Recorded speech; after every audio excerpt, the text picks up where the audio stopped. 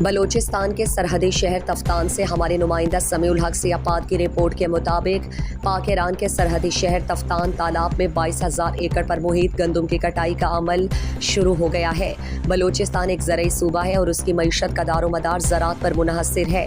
چونکہ تفتان ایران سرحد پر واقع ہے جہاں کی زمینیں بڑی زرخیز ہوتی ہیں، اگر صوبائی حکومت اور ضلع انتظامیہ زمینداروں کے ساتھ تعاون کریں تو وہ ملکی معیشت میں اہم کردار ادا کر سکتے ہیں۔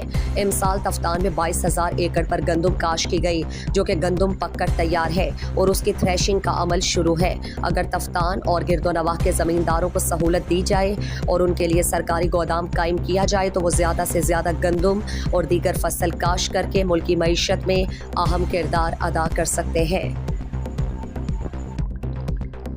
مزید دلچسپ معلومات اور خبروں سے آگاہ ہونے کے لیے Gedrosia point Facebook page, Instagram, Twitter کو فالو اور یوٹیوب چینل کو سبسکرائب کریں۔